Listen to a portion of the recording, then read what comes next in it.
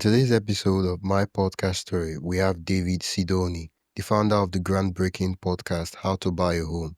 With over 1.8 million downloads, David has created the internet's leading education and empowerment platform for first-time home buyers. After witnessing the struggles of countless first-timers in the real estate market, he dedicated himself to providing the guidance and knowledge they desperately need.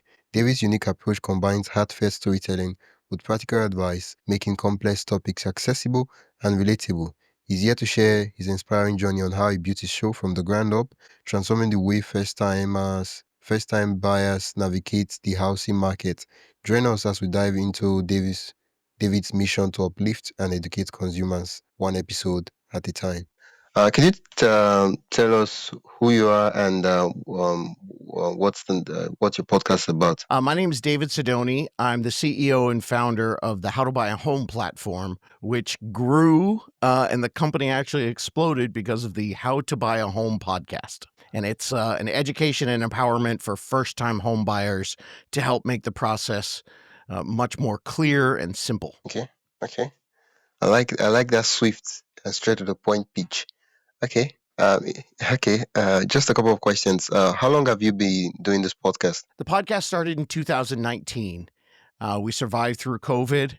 And right now we've got a really loyal group of listeners. But the interesting thing about my podcast is it's not the same listeners. So we've been 6 years, but about every 6 months, a whole new batch of people come in to kind of go through the process of figuring out how to buy a home.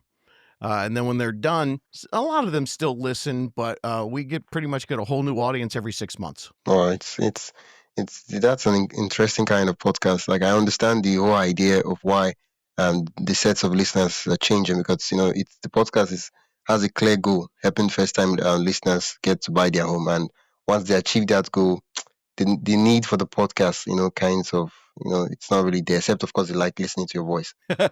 Yeah, we're going to start a group for all the people who actually bought a home to get together and talk with each other. But there's, real estate podcasts end up covering too broad a topic. They discuss multiple different things. So I just wanted to focus just on this one group of people at this one time in their lives. Yeah, it would be nice if there was a podcast for I probably the podcast for those sets of people. Probably the podcast will be called "I bought my first no, I bought my home. Now what?" Something like that. Exactly. Exactly. Yeah, I've got a little Reddit group that I have them talk to each other.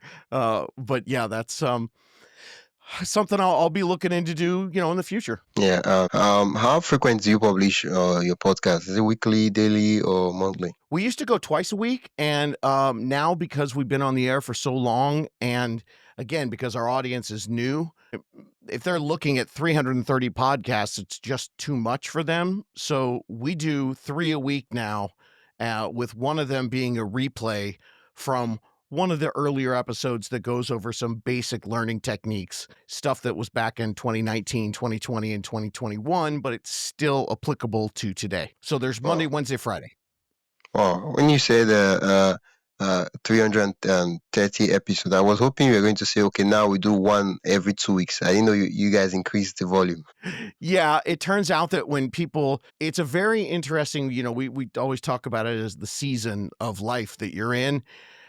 People really get intense at that point when they're getting ready to do it. It's kind of like, the 6 months before you get married, or, during the 9 months of the pregnancy. They really want to consume as much as they can. And I found that when they went and opened up the podcast and they're like, oh, what do I do? Start at number 1 and try to listen to all 300. So now I go Monday, Wednesday, Friday, and people can kind of keep up that way, even if they just start last month. Yeah. Is your podcast audio and video or audio only? We are not, we used to post on YouTube a lot, but we just post certain relevant ones. It's mostly audio, but we do video for every single podcast. Wow. Okay, so you guys could go be on YouTube if you wanted to. Yeah, it turns out that, that YouTube has started to take over as the number one, they say it's the number one place that people listen to podcasts. And I understand that. But for my particular audience, many of them are washing the dishes, walking the dog, or most importantly, commuting to work. And unless they're in a train, the audio just tends to work better. And I know there are people that just hit play on their YouTube and let it run right there in their car, but I found that for us, it's a good way for them to get started. And then if they're sitting down, they want to watch one video, you know, they'll watch one, but I usually cut down a 30-minute podcast to like 8 minutes if I'm going to do a actual video about the topic. Yeah, the thing, another way to say it is that a lot of persons discover the podcast they listen to on YouTube. They find it on YouTube and then they go listen to it on Spotify, on maybe Yeah. Apple. Yeah, Yeah. Yeah. yeah, I'm finding that the more portable we are, the better, yeah, you know? yeah. That's true. I know you started a podcast as an offshoot of the business, which is how to buy a home. And Yes. yeah, could you tell me the reasons you started the podcast? Well, it was, I've told this story before to whenever anyone asks me because I think it's hysterical that I now have this entire company and the podcast is the main pillar of the company, but it was a complete afterthought. In 2018, I got the idea that I wanted to bring a voice of education as opposed to a sales pitch or someone trying to sell first time homebuyer or something. And I thought for sure I was going to be a YouTube channel and a YouTube star. And so I did YouTube, I did Instagram, I did, Facebook back in the day. And then I was listening to another podcast because I listened to them and it was talking about how more and more people were using it. So I started a podcast as just kind of an extra thing to do. And so and then 5 or 6 months in, people started calling me and saying, "I like what you're saying. Is there anybody in my area, a different part of the United States that will help first-time buyers with the same type of education, the same type of compassion and empathy and understanding?" So, I had to completely rearrange the business because of the vast reach of the podcast. And then I Yeah. spent a year figuring that out, and it's the best thing I ever did. Why podcasting? I mean, there are a lot of things you could have used to do this thing you wanted to do. Why podcasting? My original intention was that, in a service-based industry, yeah, there's a lot of Zooming, but when I started, remember, it was 2019, so it was pre-COVID. So Yeah, it was a lot of coffee shop meetings, a lot. So when you're meeting a new client and you're sitting down and you're going through everything that you're gonna be able to help them with and make their life easier, it's a lot of face-to-face. Now, it's become a lot more Zoom, but back in the day, I was thinking, well, what if I don't have to drive to meet them? What if I can just tell them, hey, all those questions you have that every first time home buyer has, go listen to this podcast, listen to the first, 2 or 3 episodes, write down your questions, and then we'll go to a coffee shop. And the great thing about that, it's like we're fast forward. We're already yeah, 2 or 3 meetings ahead. So yeah, that was my idea. yeah. Oh, okay. Okay, so I Yeah. mean, I guess the question I want to ask now is, how did you first get introduced to podcasting? This is not just you starting your podcast. I mean, the Oh podcasting gosh. concept. Okay. Boy, I can't remember the year because it was a long time ago and I had no idea what it was. Yeah. Sometime I wanna say it might have been in like 2008, 9, 10, 11, but I could be wrong about that. I can't remember when the first ones really got going. But my friends, I saw on their Facebook page, they're a comedy troupe, and they were like, "Hey, listen to us." They're hysterical, and I've seen them live before, and that was the very first time I opened up the Apple Podcasts, so, somewhere around 2010-ish. And then Oh, I in the early 2000s, I started listening to numerous podcasts. A lot of them were comedy-based. Um, Instead of listening to music in the car, I would listen to comedy podcasts, and then I was learning, this new career for myself because I transitioned to real estate, and then I started finding business podcasts and finance podcasts and coaching podcasts, and I'm a big books on tape guy. In my 20s and 30s back in the day, I listened to cassette tapes in my car. So for me, podcast was a simple, natural transition, and I was a giant podcast listener before I ever got behind the mic. yeah. Wow. So it took you about, let's just say 10 years plus years to dive into making the thing you started listening to. Yeah, I know that, in real estate, it's always very interesting when people are realtors just in their area. Um, you can do YouTube and you can do a Facebook group that's very regionalized.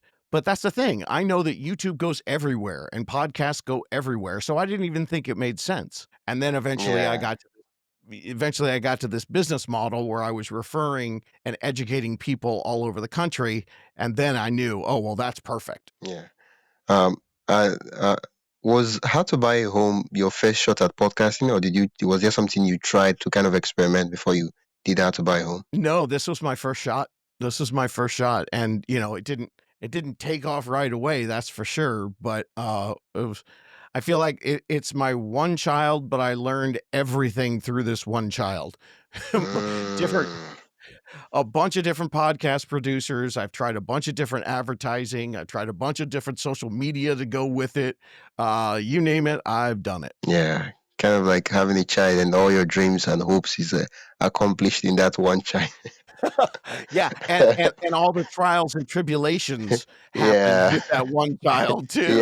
yeah. Honestly, I like when I saw you when you filled the form and all that. I saw your podcast. I was like, how to buy a home. I was like, yeah, it would be nice talking to someone who has like a purely business podcast. Because most of the persons Yeah, I've been talking about, they've been advocating. Their podcast has been about arts and stuff like that. and the funny thing is that I think that's the reason why I gravitated to so much to it, is that I was a creative person. I mean, in my 20s, my job was in, TV and film and being Wow. on stage and being a performer. And I got into real estate, and then this transition was real easy for me because so many of the podcasts I listened to were people that were really passionate about something, or like you said, advocates. My Yeah, wife and I both listen to all kinds of kind of news, kind of political, kind of advocate podcasts all the time.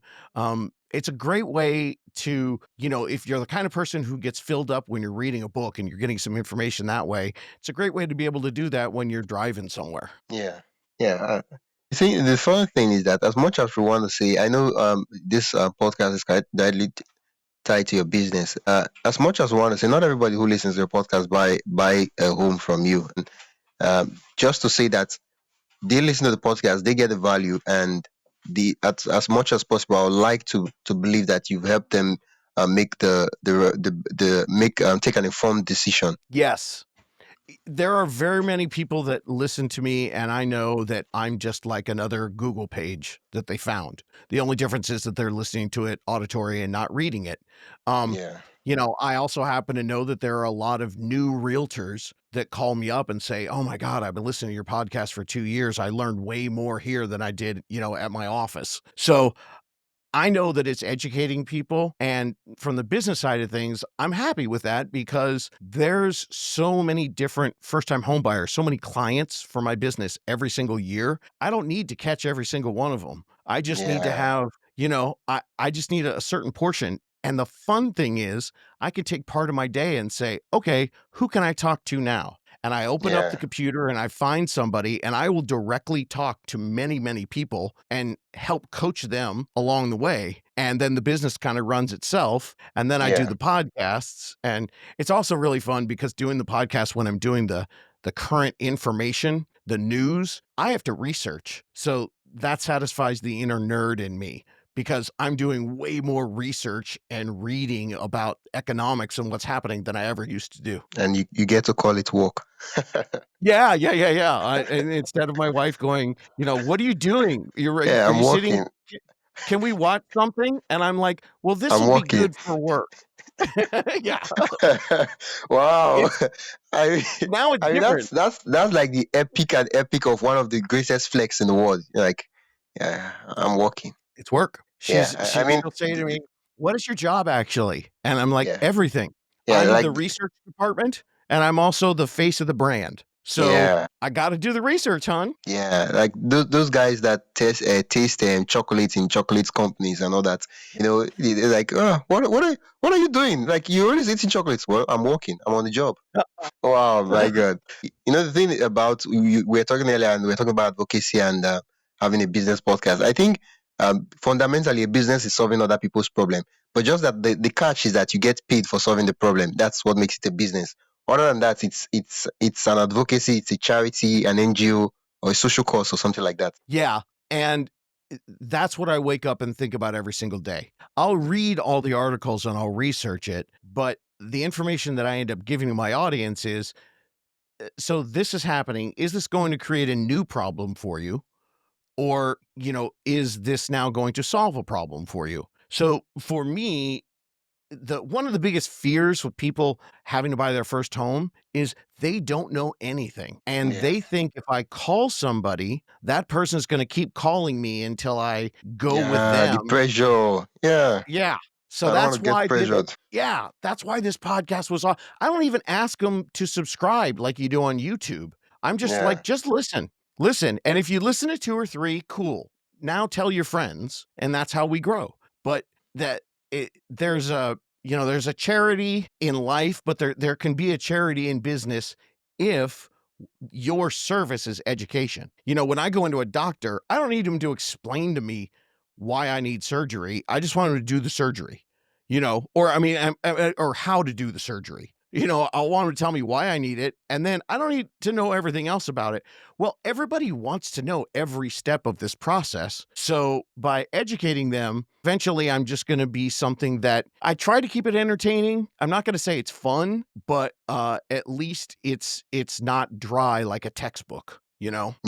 I mean, the whole idea is that I think this is like a trust building channel, because trust is based on the past, and the best way people build trust is, I'm like, okay, how has this guy treated me in the past? Okay, he answered my question, he has given me a ton of value. Okay, I think based on that, I could trust him to give me more value if I would do business with him. That was the very first thing when I started. I didn't ask for anything because I Yeah. knew in 2020 and 2021, why should I trust you?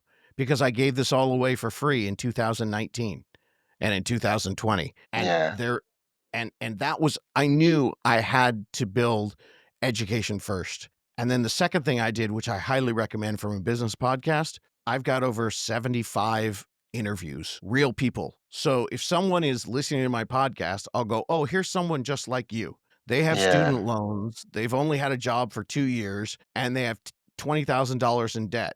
And then I bring them on the podcast and I interview them and they talk about all this stuff that they didn't know ever existed until they listened to the podcast. Yeah. So, it's one thing to be authentic, it's another thing to be credible. Wow. One thing to be authentic, and another thing to be credible.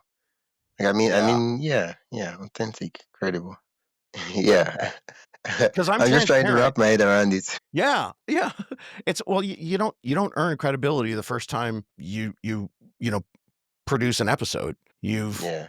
unless I unless mean, you're world isn't the renowned. word credible from the word credit? Like, Yeah, yeah, if you're just fresh out, you're just coming out. It's like, I'm like, dude, I don't even know you. What's your history like? What's your financial history like? I don't even know yeah, what you do. Let's give you $50 first, and when you pay that $50, and then I can now increase your credit to maybe 100, and then maybe 1,000. You get. yeah. And it's funny because I listen to all these other podcasts to learn things, and I've even changed my interview style where I don't start with, when I interview someone who bought a home, the first question I ask them is, "Give me your biggest tip. What did you learn in the process that you would love to share with the world?"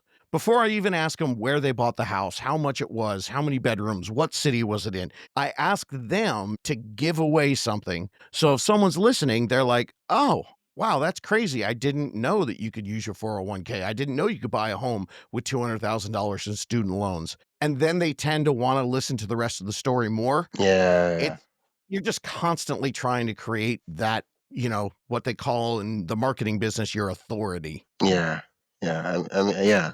Like, I like the idea of starting with value first. That way, they get to know, okay, is this worth my time or not? Yeah, Uh, yeah. I That's love why when for people ask me, "Tell me your story," I tell it really quick, and I wait to get to yeah. value as fast as I can. Yeah, yeah. I don't, you don't want to be that guy. I'm like, dude, when would you get to the punchline? You've been saying this Yep. for like 55 minutes now. Yeah, yeah. Yeah. Okay.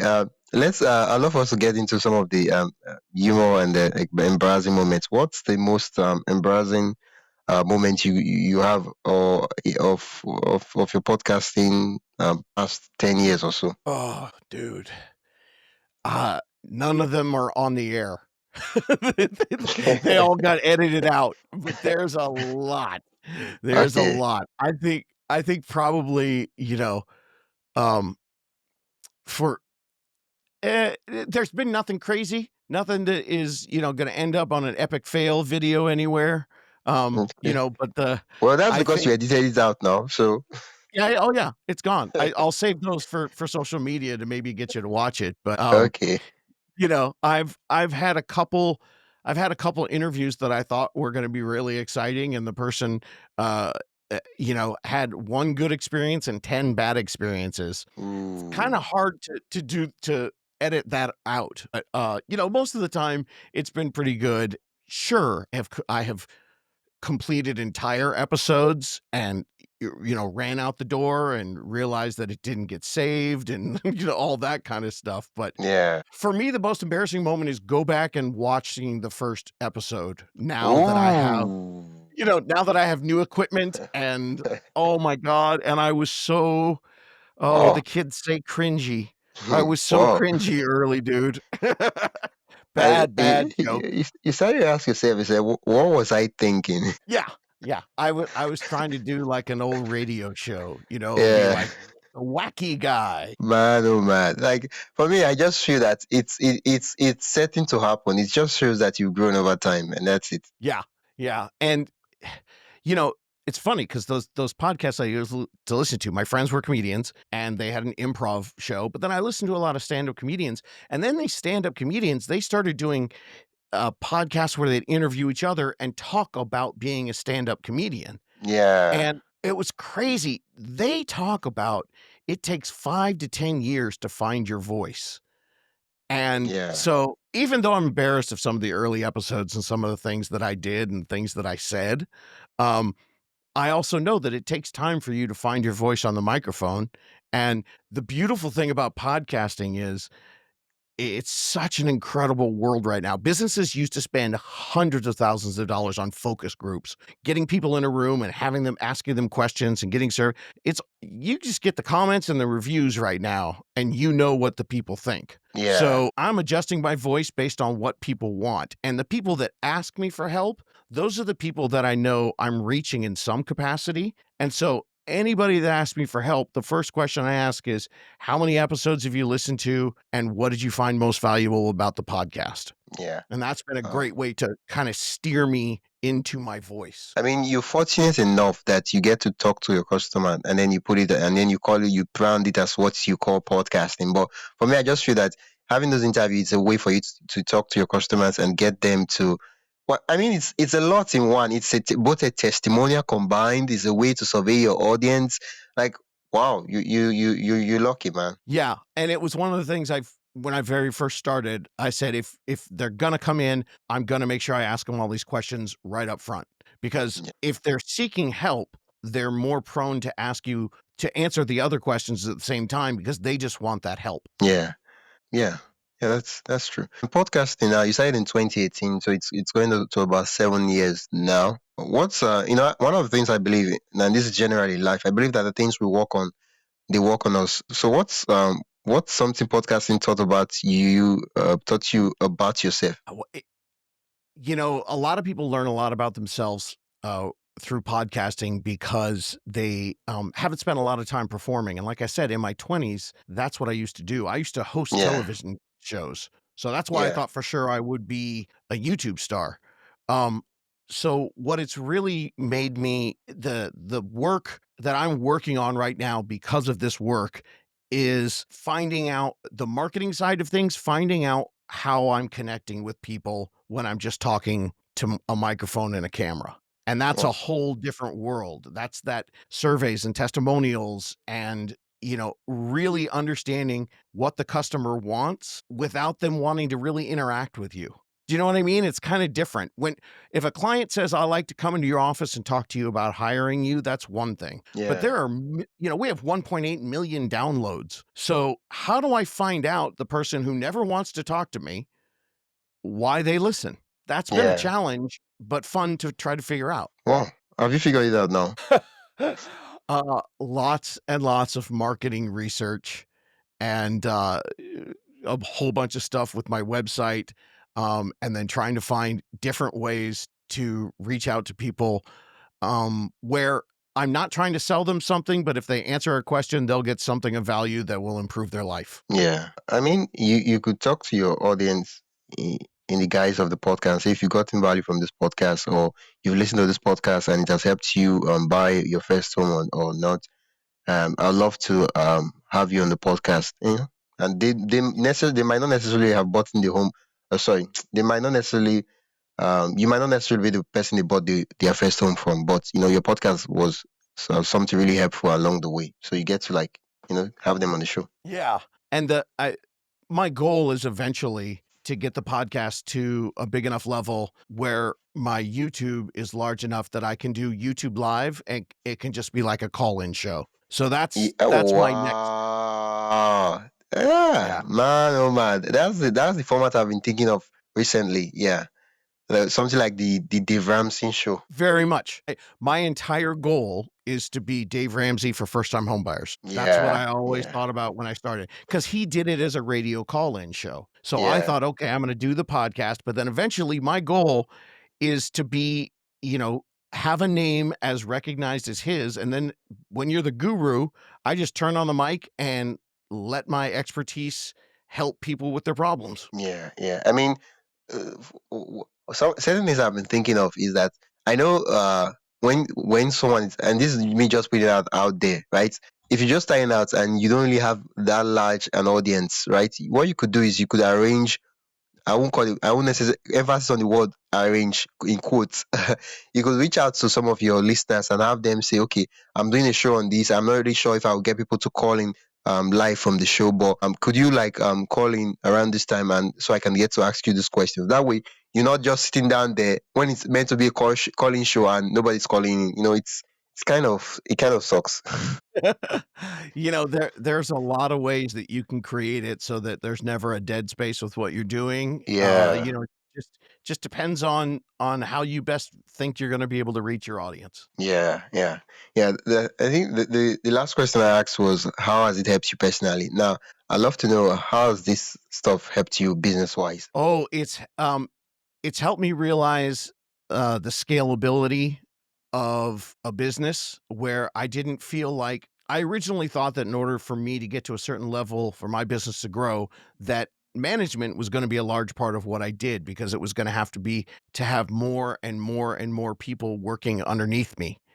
Um, Now with the automation that I can do on the back end, and now, in the future, what I'm gonna be able to do with AI, Yeah, there's really an understanding that if as long as I continue to grow my position as like a Dave Ramsey, as a guru, and if that expert title is something that people know, like, and trust, then I can serve hundreds of thousands of people and have the AI and everything else just answer the questions by using all the content that I've been doing for 6, 7 years now. wow, that's It's getting scary.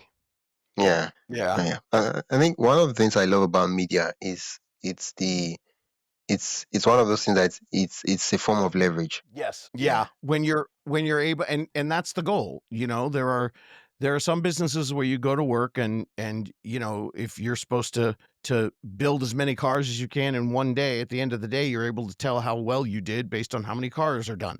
But if my job is to serve as many as people as possible, if you just do it at the office and it's a 1 hour meeting with everyone, you're only going to get 6, 7 people a day. But yeah, if I'm in a position where I can leverage this and I can talk to tens of thousands of people, and then they reach out to me, and then it's either me or my team or my AI bot answering questions for them, then suddenly we have this huge circle of people that are all at different levels, and we're serving tons of people, and it never has to be because they came in and sat down in my office. yeah, yeah, yeah. I mean, it's yeah, yeah. Honestly, yeah.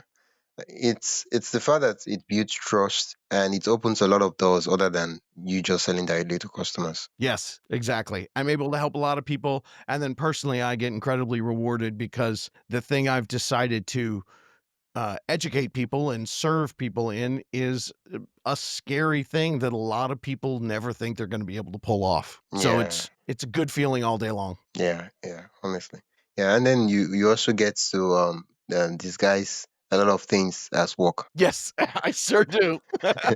Yeah, yeah.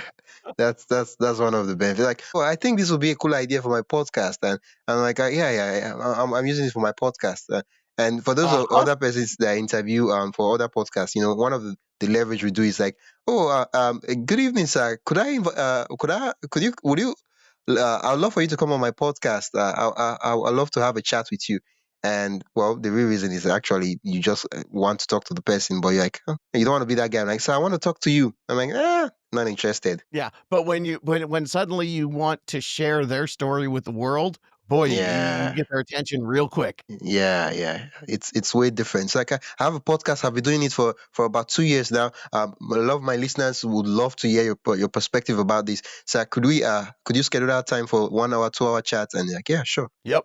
Yeah, it's a great way to, they used to say that a lot of business was done on the golf course. I think a lot of business is done doing podcasts these days. Yeah, I'm just thinking of the tax write-offs you would possibly have. Like, oh, I traveled to so and so states. Oh well, yeah, it was business, of course. So I went to interview a guest for my podcast.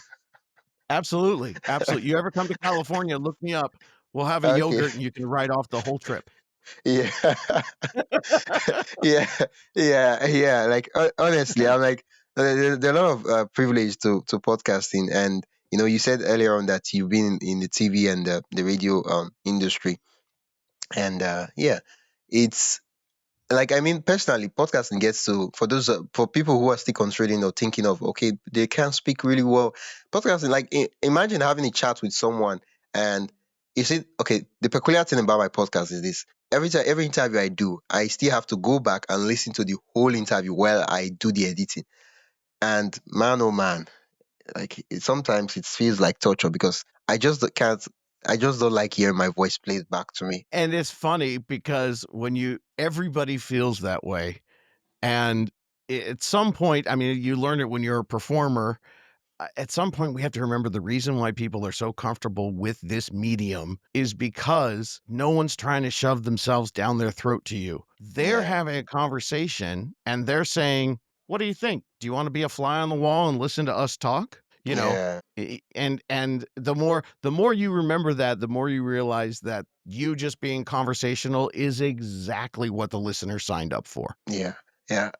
What's a word or phrase you've said so often on your podcast you now hate or love? Oh, ooh, um, well, okay, there's a couple.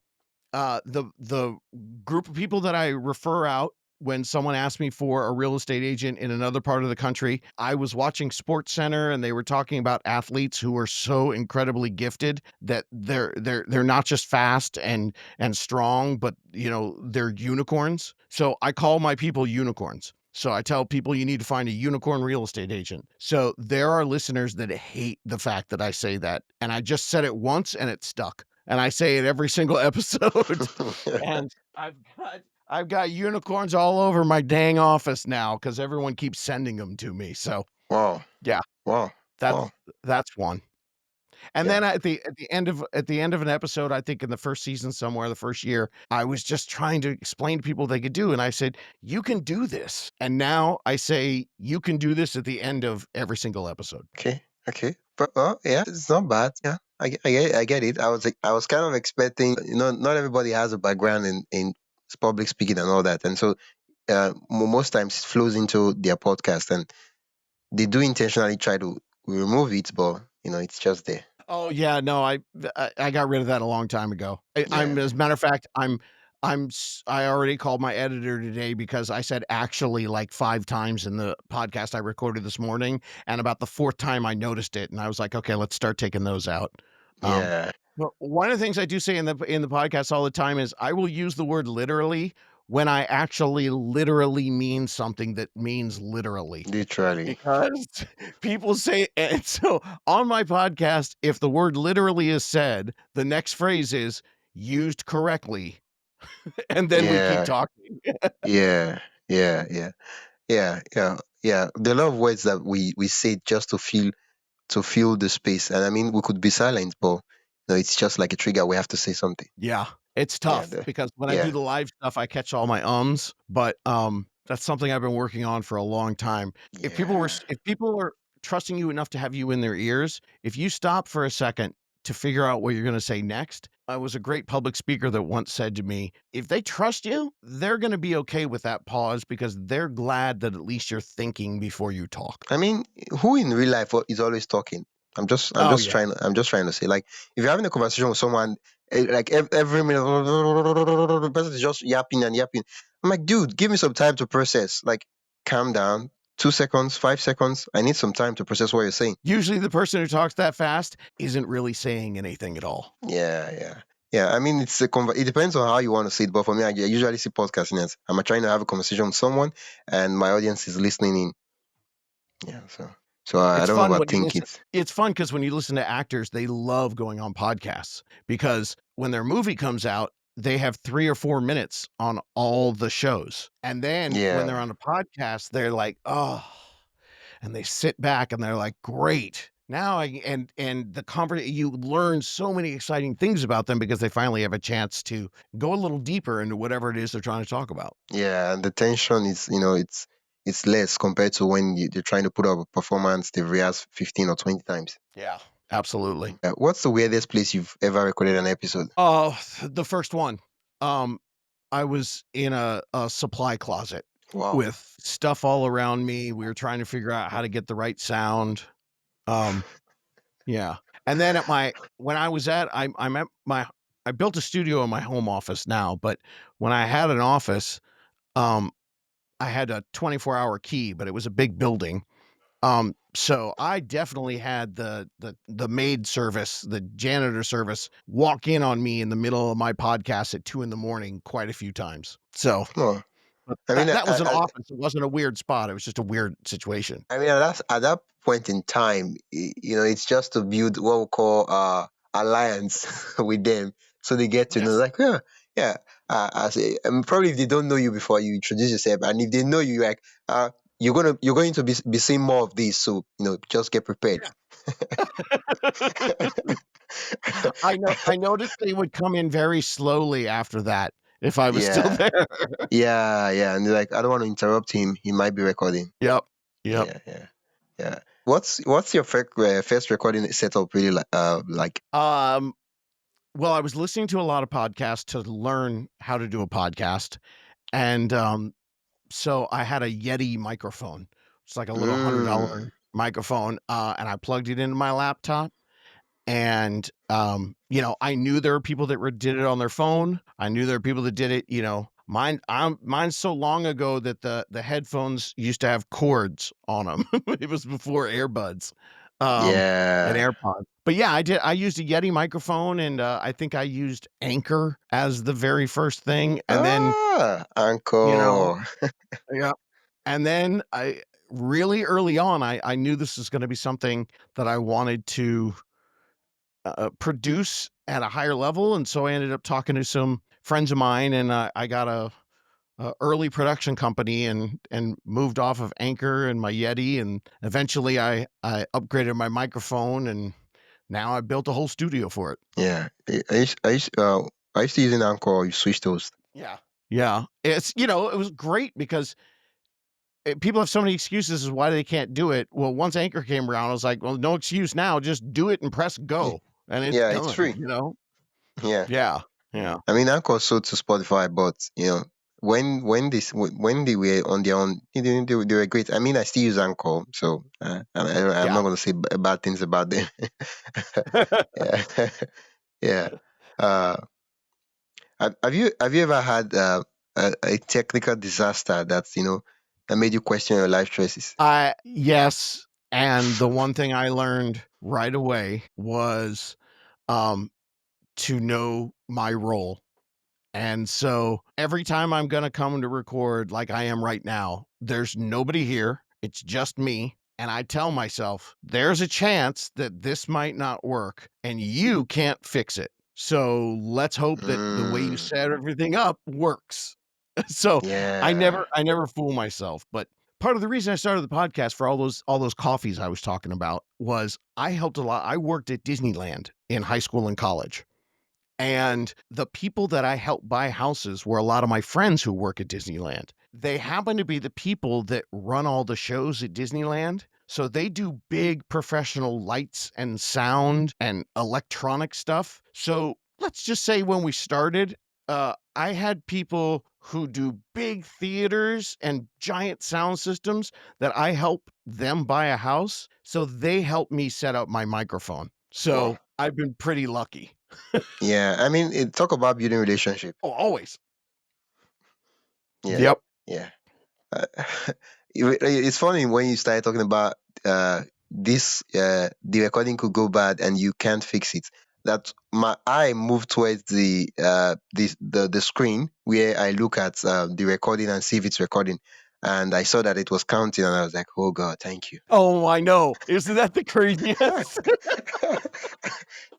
Because I've I had know, that thing and worse, happen to me before. I know, 'cause if I'm using GarageBand or something else, but, like, my eye knows exactly where to go because I record on Riverside, which is what we're on right now, Yeah. and I know exactly where to go, and I see the numbers, and I'm like, "Okay, thank you. Okay. Good." Well, we're clear. We're clear.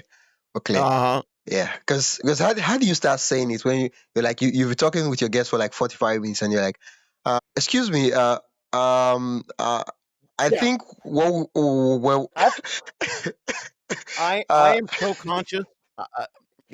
Part of one of the biggest things that I learned how to do is be incredibly present in the first 2 minutes with the guest to get them excited, to get them motivated, but to also with one eye be making sure that we are recording, because the yeah, last thing you wanna do is catch it at 30 minutes. So, man, that's I've it. had a few, but I always catch it at about the 2nd minute. Yeah, yeah. Sometimes, especially when the guest has a great energy about them, and they're telling great stories. I'm like, dude, don't be distracted. You have to keep your eyes on the focus Yeah. because you don't want to be distracted with the stories and say, wow, that was an incredible story. Oh, and like, I'm sorry, it wasn't recording. I think you have to tell that story again. Yeah. Yeah, I've had, when I interview people to be on the show who all they did was listen to the show and maybe I referred them to an agent and then they bought a home, they're regular people telling their story.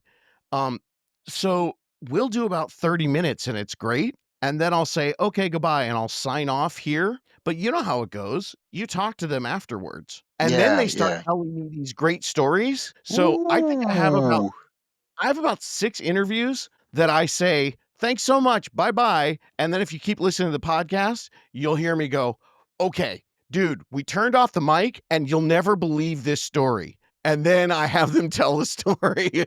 So, there'll be a little extra 2-minute piece at the end where they tell me, "Oh, yeah, and by the way, no one in my family's ever bought a home before, and the reason." I had a girl who told me the reason she wanted to buy a house was because her mom was in the Ukraine, and this was, like, 2 years ago when the war started, and she yeah, wanted to have a place for her mom to come and feel safe, yeah. and this was after I said goodbye, and I You was know, like, what "Duh." pains me is the fact that they preamble it with "by the way," and I'm like, dude, this is the Yeah, juice of the matter. Why do you have to say "by"? Like, this is the whole essence of the podcast. yeah, yeah. Way to bury the lead. I had a I'm girl like, the other day, she did it during the podcast, she actually I didn't it wasn't afterwards, but she was talking about buying a house, and so she's telling me the story, she's telling me about 25 minutes in, she starts to tell me. I said, "So when did you finally start listening to the podcast?" She says, "Well, it must have been the night that me and my boyfriend were out and we got attacked by 3 guys in ski masks and they beat him up." ooh, And I talk was like, about.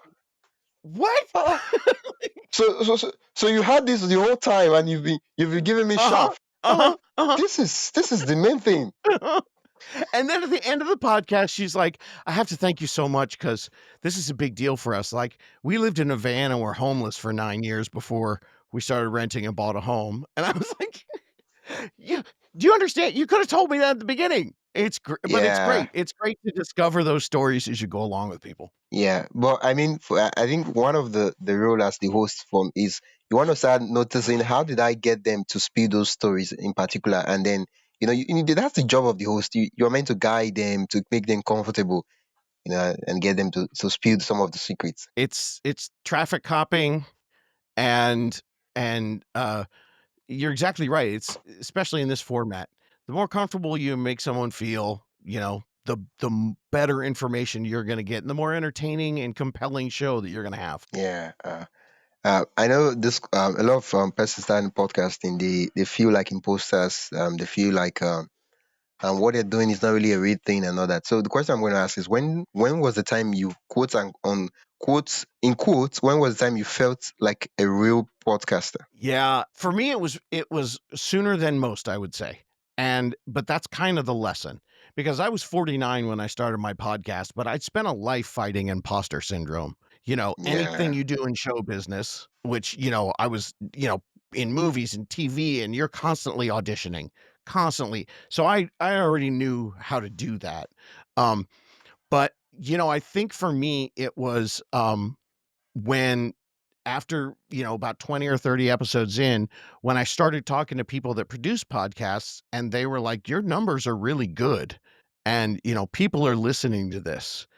So, it also didn't hurt that, I got the idea in 2018. I didn't go on the air till 2019. I over-prepared. I have notebooks of notes and studying and research that I did, and so I was kinda ready for it, but it sure did shock me. I think, there's those crazy times when you get to like 100,000 downloads, or you look at one episode and see that tens of thousands of people listen to it. That can really start to um it's a neat thing to figure out, but it's also amazingly humble.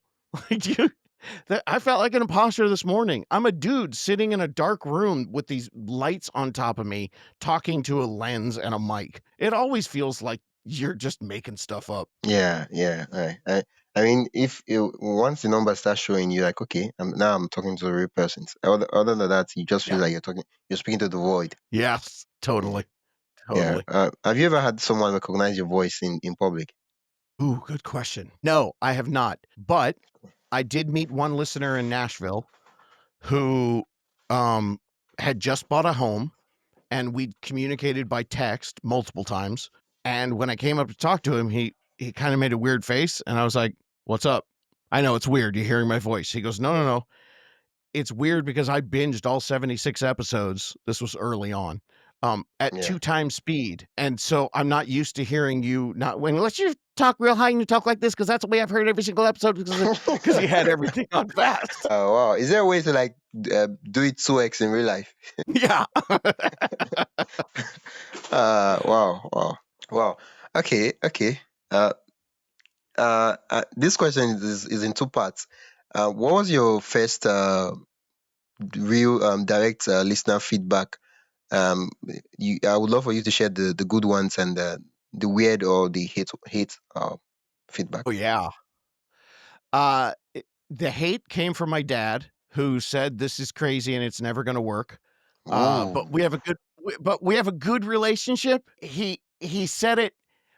I know what he meant. He meant that he doesn't understand it, and he didn't ooh, see how the business could make sense. yeah, Uh, but then once he saw that I was serious about it, it ended up being great where he would call me because he was in sales for 35 years, and he would give me tips. I think early on, uh, reading the reviews and seeing people say, "Oh my god, I've been dying for this." Like, I could tell when my podcast first came out, people were listening to other podcasts, and they kinda had to hate listen because they still needed this information, but they hated the way it was being delivered. So, yeah, you know what I mean? So, that was awesome to hear. And yeah, then I'd say about episode 20 to about episode 60, boy, I got a lot of hate from people who because they liked it, but I spent the first 3, 5, 7 minutes explaining why I started the podcast again.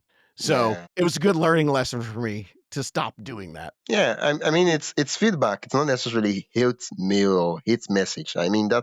that's real feedback from your audience. Yeah.